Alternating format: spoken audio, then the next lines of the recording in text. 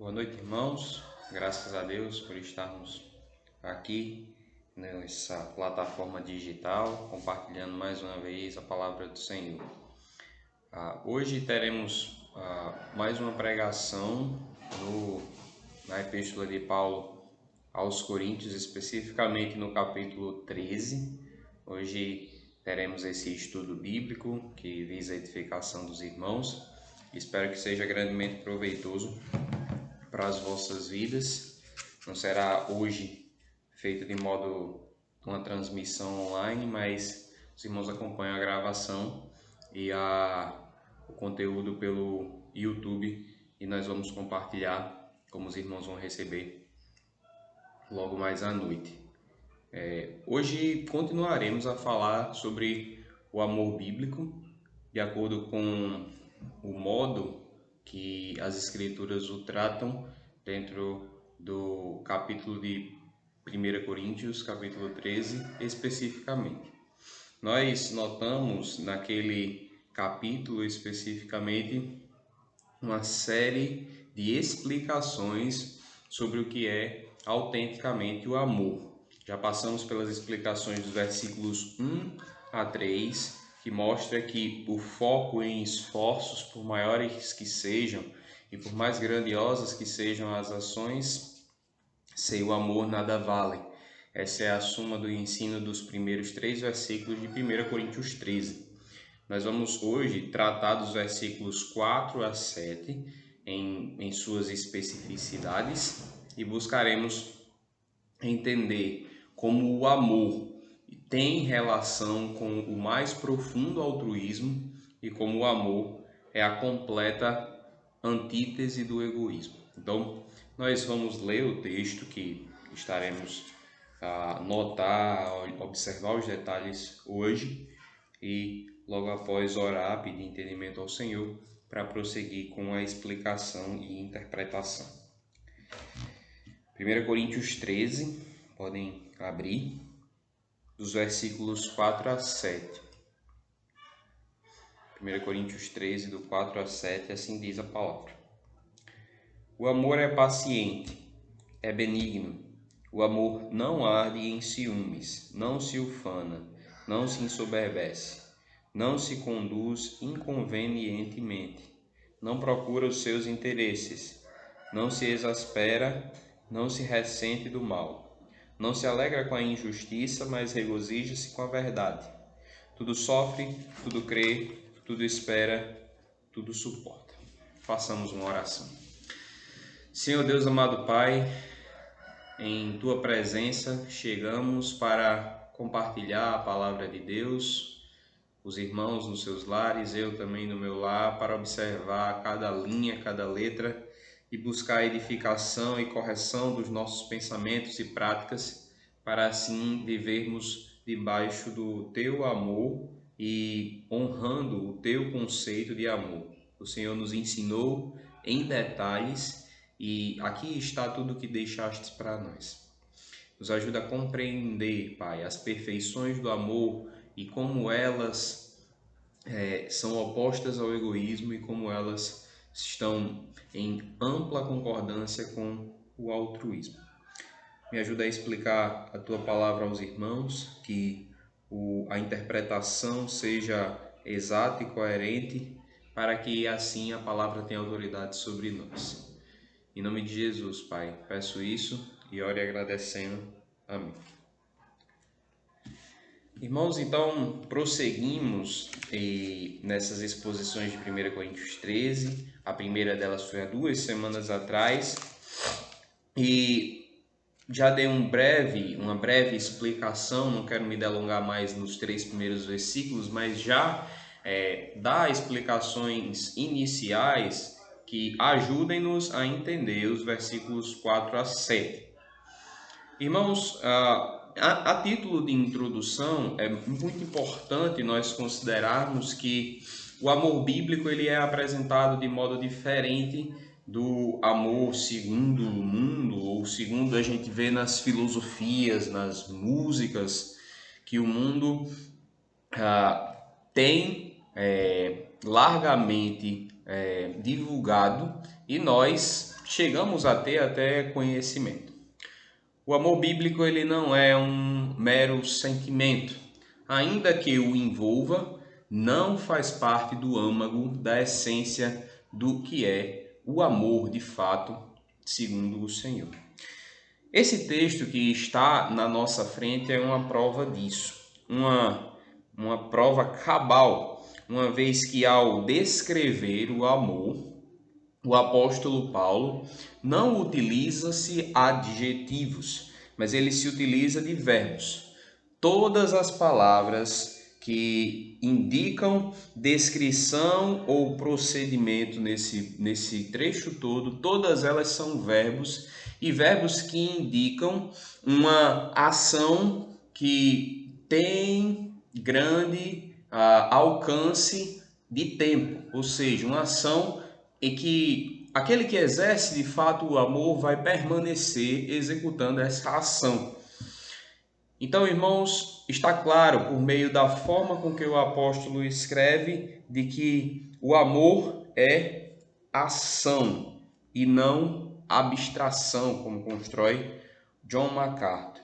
Não é algo abstrato que faz-nos perder os pensamentos, mas é algo que está muito mais ligado ao nosso procedimento, a uma escolha de se sacrificar em prol do outro e exercitar o amor.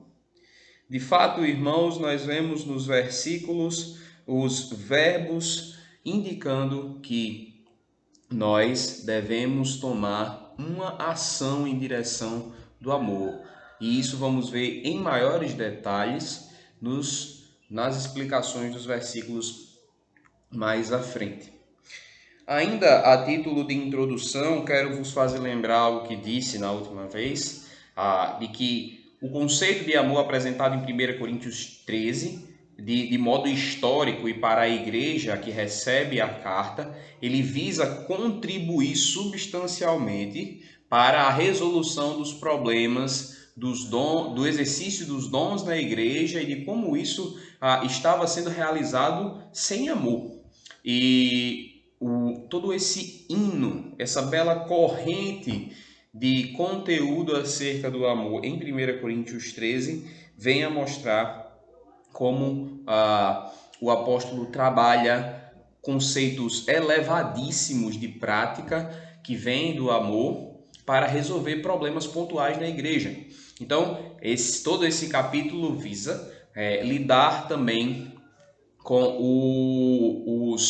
os aspectos relacionais com o próximo. No ambiente da igreja, em todo qualquer ambiente, é aplicável também em todo e qualquer relacionamento, pois precisamos delegar amor uns aos outros, essa é a suma da lei, segundo Jesus. E, além disso, nós vemos por meio da descrição perfeita do amor, por meio de uma descrição inspirada do que é o amor que também Deus tem por nós e que nós devemos exercitar para com Deus. Então, irmãos, nós estamos lidando com um texto que vem a mostrar o que é o amor. A primeira resposta introdutória é que amor é ação, e essa verdade é provada por meio todas as descrições e todos os relacionamentos citados nos versículos 4 a 7 são apresentados de modo verbal e de uma temporalidade contínua.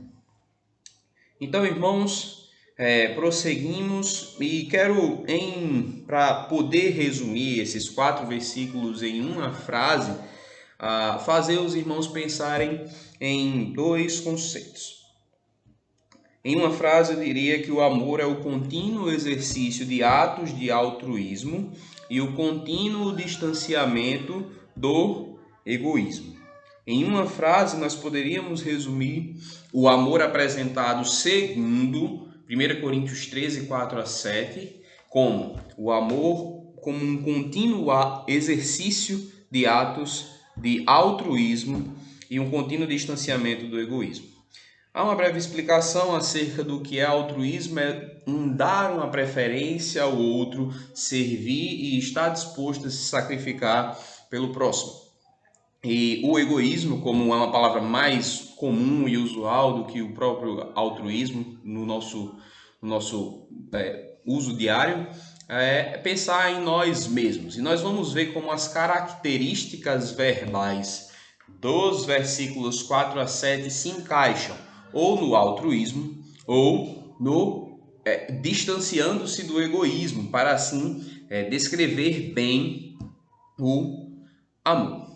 E assim, irmãos, nós observamos dentro desse universo de versículos que o amor ele é descrito com bases positivas, ou seja, o que o amor é, e com bases negativas, o que o amor não é.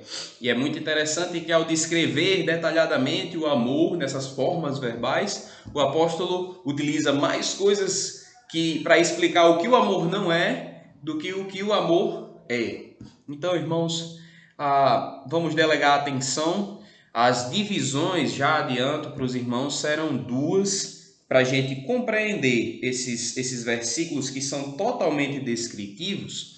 Não quero perder a ordem dos versículos conforme o Senhor nos deixou por meio do apóstolo Paulo. Então vamos seguir do verso 4 ao 6. Mas trago duas divisões. A primeira, o amor como exercício do altruísmo. Aí, à medida que a gente for andando no texto, a gente vai notar quais os trechos que indicam que o amor é o exercício do altruísmo, quais as características que estão em consonância com essa afirmação. E a segunda ideia é que o amor é o oposto do egoísmo. Irmãos, lembremos da seguinte verdade, que o amor e a atitude de amor busca supremamente um bem do outro. Esse é um altruísmo extremo que é apresentado por meio de características citadas nos versos inicialmente 4 e também lá no verso 7, que já a gente chega. Então, no verso 4, parte A. Logo no início, o versículo diz: o amor é paciente, é benigno. Irmãos, nós temos aqui descrições, e quando a gente olha para o texto, a gente vê, ora, o amor é paciente, é benigno. Isso aqui nos parecem palavras para dar características ou adjetivos, como poderíamos classificar segundo a classe gramatical. Mas o que existem aqui nessas duas palavras são dois verbos. Então, nós poderíamos bem trazer para a nossa mente em termos de sentido de que o amor é continuamente paciente e o amor é continuamente bondoso. Quer identificar uma ação de amor ou uma pessoa, se há de fato amor ou não, duas características positivas já de cara são afirmadas. Paciência contínua, benignidade que contínua.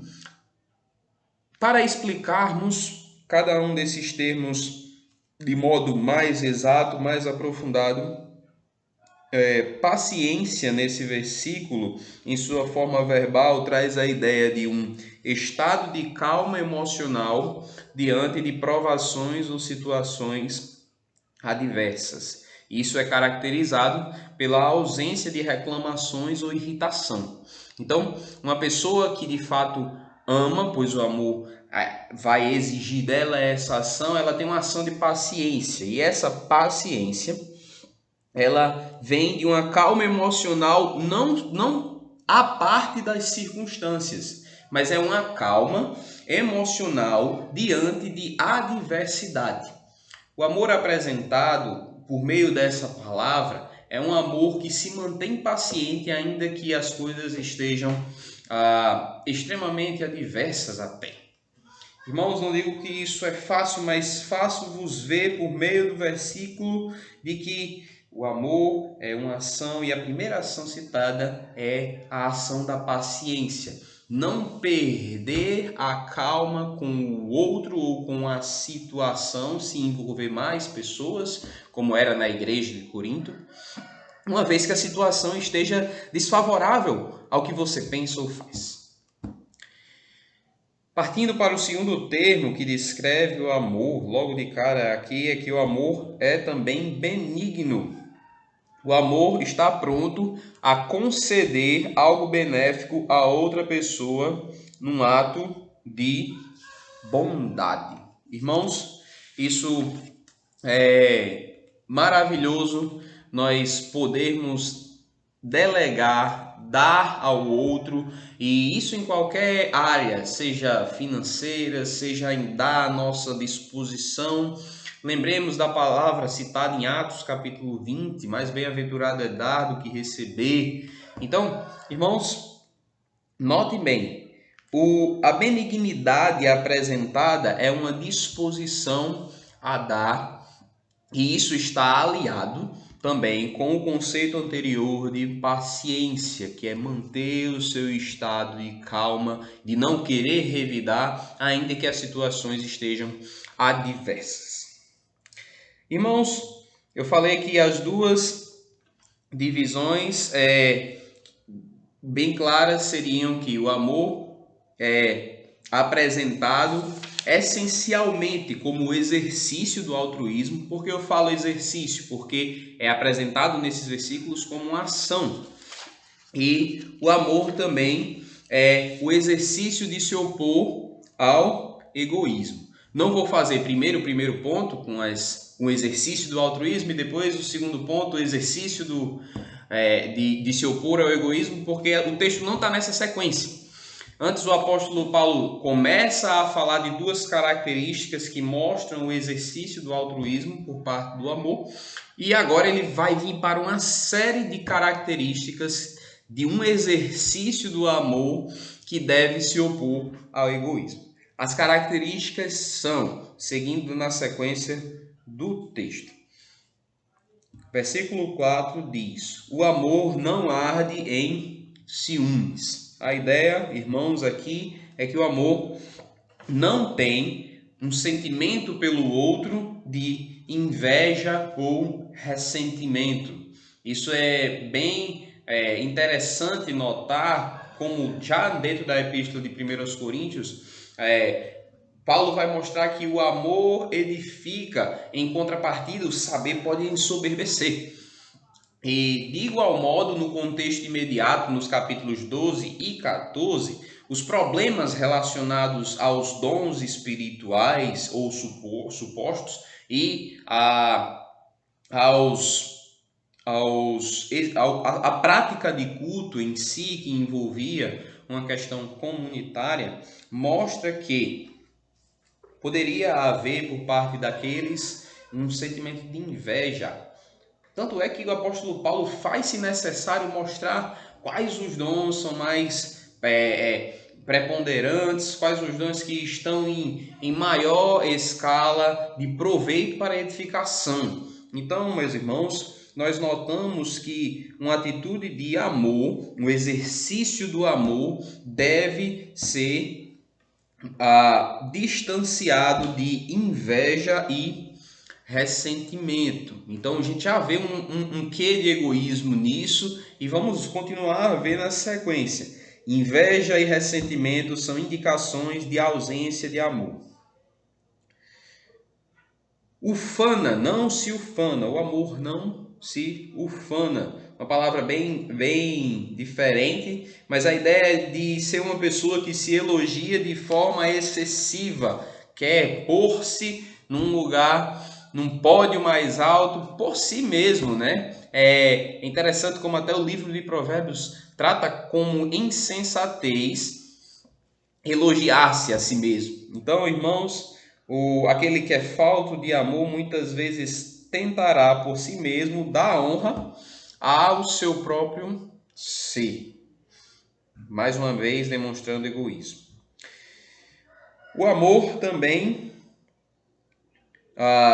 se opondo ao egoísmo em seu exercício, não deve se ensoberbecer. O fim do versículo 4 diz que o amor não se ensoberbece. Aqui há uma linguagem metafórica que sendo tomada literal, seria a ideia de inchar, inflar, né? E até algumas pessoas no nosso Nordeste, na nossa região, falam assim, ele se encheu todinho, coisa assim, né? Então, a metáfora não é tão distante da nossa realidade e, mais uma vez, fala de uma pessoa que se torna orgulhosa e arrogante pelos seus feitos e exalta a si mesmo. O amor se distancia disso.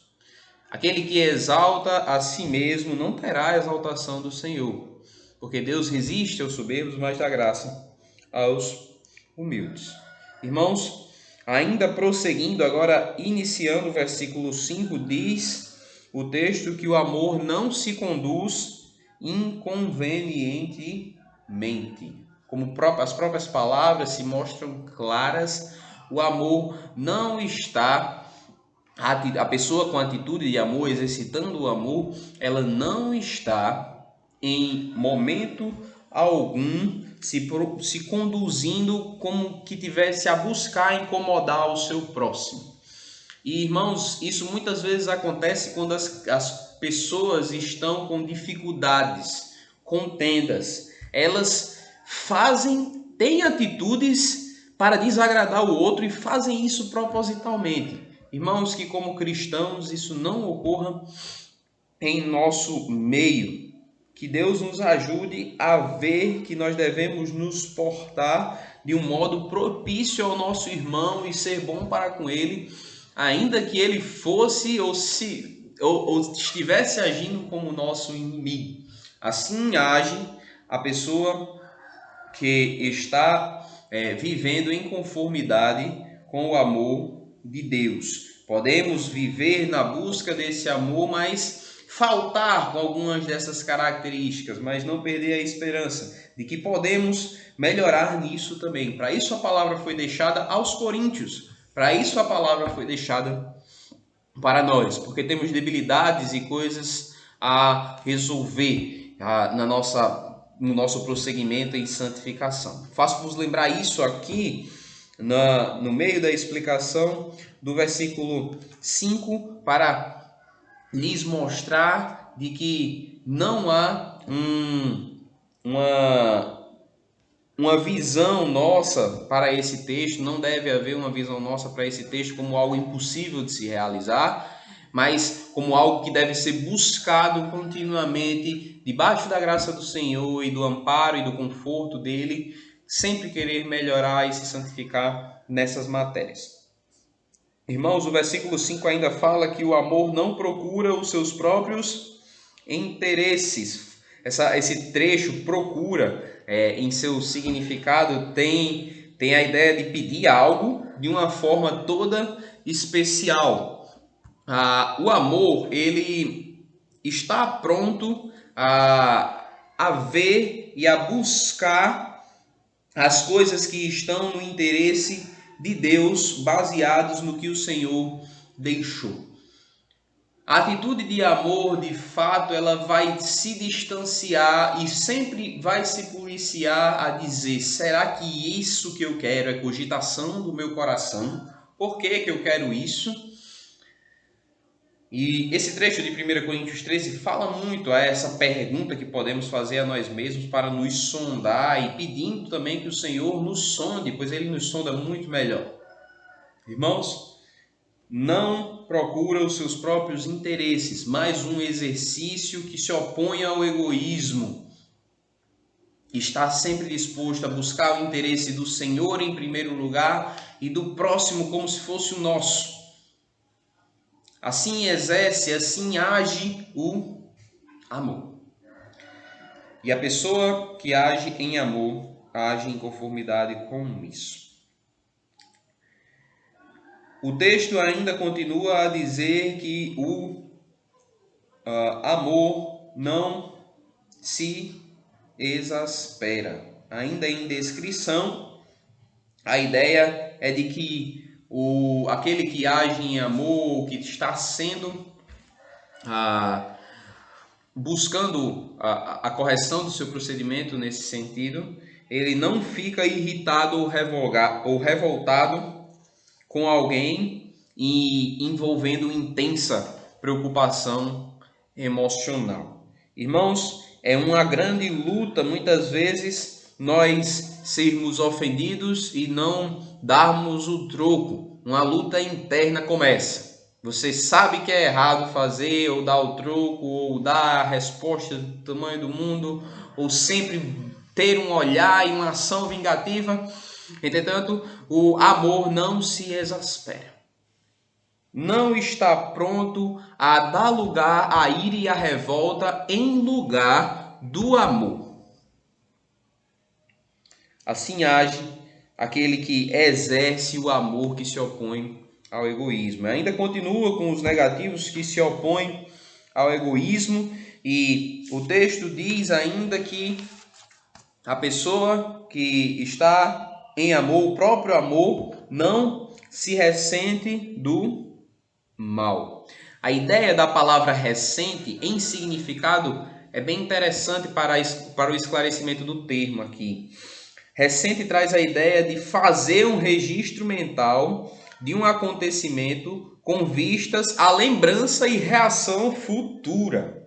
O versículo 6, não se ressente do mal, carrega consigo a ideia de evitarmos, de todas as maneiras, continuamente evitarmos criar mágoas que mudem o nosso procedimento para com o próximo mais à frente. Criar mágoas que nos impeçam de amar e de dar o melhor, de servir a quem quer que seja. Irmãos, o conceito é alto e prossegue ainda no versículo 6 com os negativos. O exercício do amor que se opõe ao egoísmo ainda diz no versículo 6: não se alegra com a injustiça, mas regozija-se com a verdade. A última menção negativa que compõe o exercício do amor em oposição ao egoísmo está no versículo 6, na parte A. O amor não se alegra com a injustiça.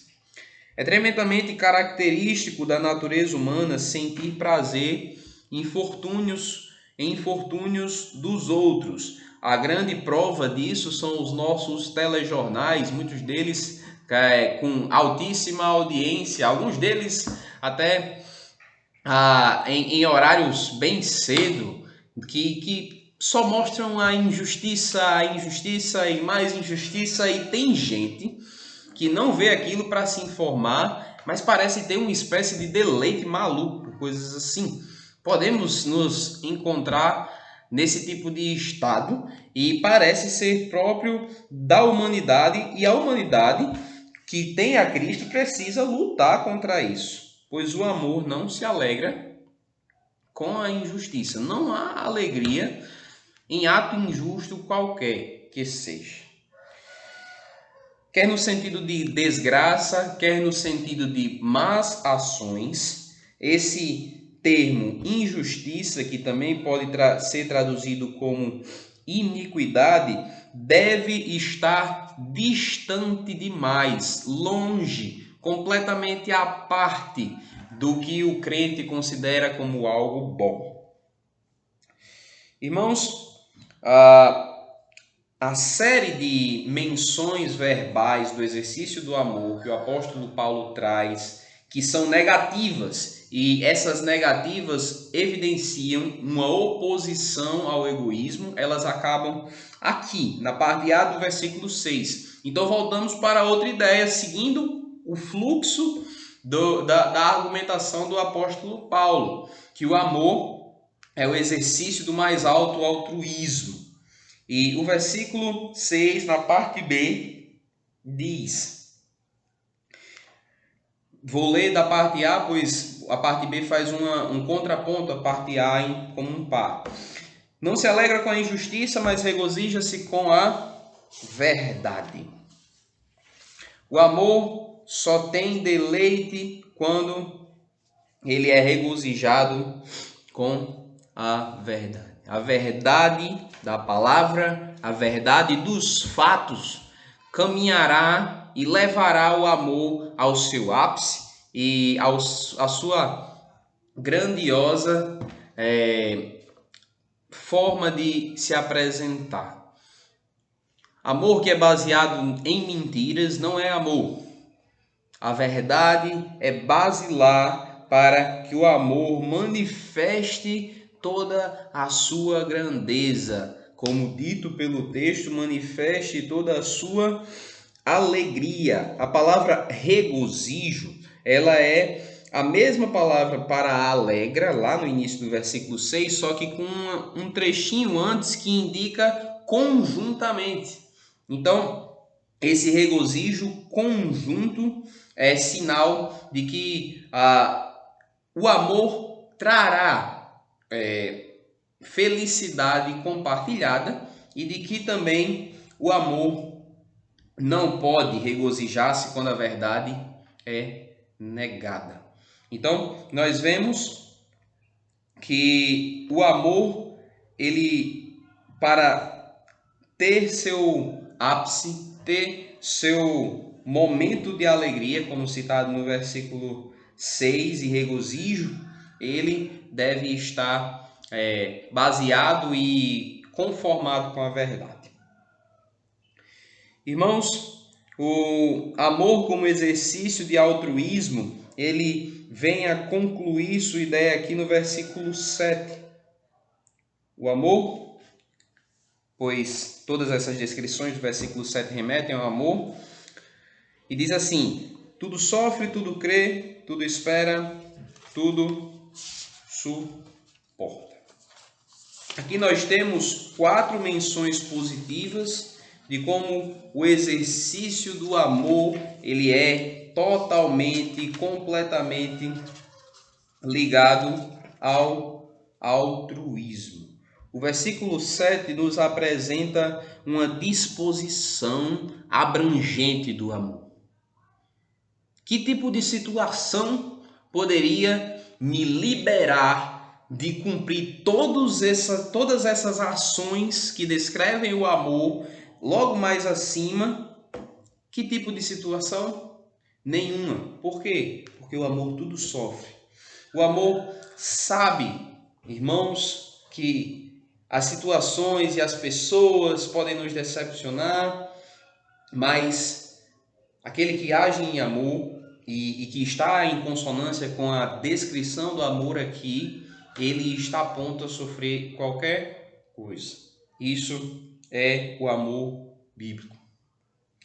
O amor todos crê também. Há certa discordância entre os estudiosos no uso desse verbo, mas ficamos a pensar de como o amor ele está disposto a não de cara reconhecer o outro como errado, não ser um ingênuo enganado por qualquer besteira falada ou por qualquer ilusão, pois acabamos de ler no versículo 6 que é a verdade que regozija o amor, mas o amor está disposto como propõem alguns, a observar com esperança e com fé as circunstâncias as quais ele precisa sofrer.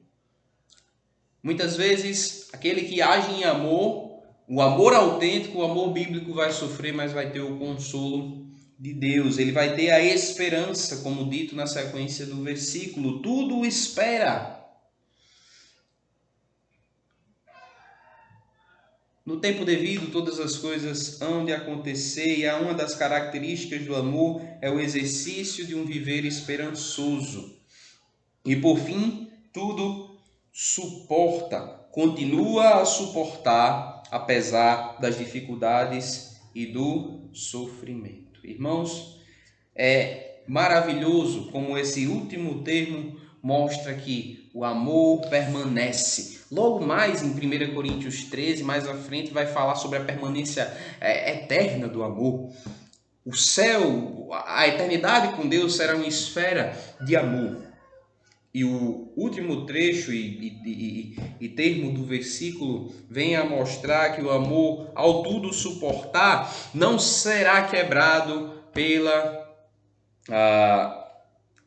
dificuldade ou sofrimento. Mas ainda que o caminho pareça difícil, ele estará pronto a obedecer a Deus por meio de amar, pois é obediência a Deus. Por isso que está posta numa epístola a uma igreja como aos Coríntios, que tinham os problemas que tinham. E pessoas que exercitam esse amor estarão sendo agradáveis a Deus, parecidas com Jesus Cristo, parecidas com a essência do próprio Deus, pois Deus é amor, como ensinado em 1 João. Irmãos, queremos concluir com uma sugestão que me marcou bastante a vida. No tempo de seminário, em uma das aulas, o pastor fez algo bem simples. O nosso pastor, o pastor Reinaldo, em uma das aulas acredito que de discipulado bíblico, ele foi ao versículo 4, aí vamos comigo no versículo 4, e ele sugeriu de que trocássemos a palavra amor aqui, de um modo didático, trocássemos a palavra amor pelo nosso nome. E, irmãos, é um grande confronto quando fazemos isso, pois Deus quer que venhamos a agir com amor e todas essas características Ele quer nas nossas vidas. Aí eu leio na minha mente, com fins de ensino, o Mateus é paciente, é benigno, o Mateus não arde em ciúmes, não se ufana, não se ensoberbece, não se conduz inconvenientemente, não se ressente do mal e etc. E eu vejo, irmãos, como posso ser confrontado com tal palavra de Deus para a minha vida. Irmãos, como eu preciso melhorar e como creio que nós precisamos crescer no conhecimento, na graça e no amor conforme descrito por Deus. O amor é uma manifestação plena de altruísmo, isso feita em um exercício de ação, todos os verbos aqui mostram isso, e o amor também é um exercício em oposição ao egoísmo. Quero lhes fazer lembrar de modo descritivo o que vimos de acordo com a divisão que propus para os irmãos, simplesmente para fins didáticos. Onde é que nesse texto o amor se manifesta como uma grande manifestação, como uma grande mostra de altruísmo? Ao dizer que o amor é paciente, o amor é benigno, o amor regozija-se com a verdade, o amor tudo sofre, tudo crê, tudo espera, tudo suporta. O amor está pronto a ver o melhor. O amor está pronto a fazer o melhor pelo outro. O amor está pronto a até sofrer e permanecer fiel a Deus e servindo e amando ao próximo, e próximo de todos os níveis, próximos familiares, próximos descrentes, próximos irmãos da igreja, próximos como li até em um livro, me chamou muita atenção, o próximo como cônjuge, que é o próximo mais próximo, como o pastor Lupriolo diz. Então, irmãos, tudo isso vai nortear o nosso pensamento e agindo assim estaremos mais próximos com Deus, pois estaremos de fato agindo mais parecido com o Senhor Jesus Cristo. Assim, faço-vos pensar também que o amor é um exercício oposto ao egoísmo. E em breve revisão, com conteúdo do texto bíblico mesmo, nós vemos que o amor é o exercício da oposição ao egoísmo, ao dizer o texto que o amor não arde em ciúmes. O amor não se ufana, não se ensoberbece, não se conduz inconvenientemente, não procura os seus próprios interesses, não se exaspera, não se ressente do mal e não se alegra com a injustiça.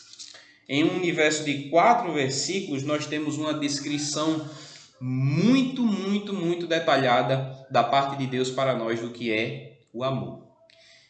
Vocês quiserem aprender mais sobre o amor individualmente, na sua vida devocional, ou mais lá para frente, sempre lembrem desse texto, que nesses 4 versículos nós temos 15 tipos de ação em que o amor ele é descrito para nós. E a sua própria descrição é: haja conforme o Senhor deixou. Haja com paciência, de acordo com o que paciência é e de acordo com o que foi ensinado, vindo das Escrituras aqui para os irmãos e para mim. e haja com todas as características mais que tem aqui. Irmãos, o egoísmo, ele é apresentado e ele está no nosso coração desde sempre e hoje está. E como é triste quando havia lá entre os coríntios pessoas levando outros aos tribunais. Irmãos, o que é isso, senão cada um buscar seus próprios interesses? Uma série de coisas que não está em conformidade com o amor. Assim faço-vos lembrar e vos encorajar de aplicar essas verdades na sua vida e eu na minha vida. Porque de nada vai adiantar conhecer informações acerca do amor e não praticá-lo. Principalmente porque o amor é uma ação, não uma abstração. E isso é provado por meio de 1 Coríntios 13, do 4 a 7, onde temos 15 verbos que mostram que o amor é uma ação, e uma ação que demandará de nós, de fato, esforço, mas será gratificante agirmos assim de acordo com o Senhor. Que o amor de Deus seja abundante das nossas vidas e que a descrição do amor aqui contida seja a essência, o âmago e o norte do nosso viver, para amarmos a Deus sobre todas as coisas e amarmos ao próximo como nós mesmos. Oremos. Senhor Deus, amado Pai, obrigado pela palavra, pela instrução da mesma e pela tua, Pai, correção, pois é impossível chegar a um texto desse e não ser corrigido. Senhor, nos ajuda a continuamente, progressivamente amarmos a Ti e Te glorificarmos por meio de um amor que é totalmente disposto ao próximo, manifestando altruísmo em ação, e de um amor que é totalmente oposto ao egoísmo, manifestando obediência ao negar o nosso eu. Ajuda a tua igreja que ouve e ajuda também, Pai, a mim e minha vida, que seja eu mais santo, que o Senhor edifique os lares da Igreja Batista Regular de Igapó, e um pedido especial, oro que logo estejamos juntos no nosso espaço de culto. Em nome de Jesus peço isso, amém. Ok, irmãos, concluindo, desde já agradeço ao Senhor e espero que seja proveitoso para os irmãos a meditação, e também desde já avisamos que amanhã o pastor Erinaldo pela manhã estará levantando aí o vídeo da Escola Bíblica Dominical, e à noite eu estarei trazendo uma exposição para os irmãos nesse Dia das Mães. Que Deus os abençoe e que nós nos fortaleçamos para a honra e glória dele, e mantenhamos oração uns pelos outros no meio dessa quarentena. Graças a Deus por tudo que ele tem feito em nosso favor. Deus abençoe, até mais.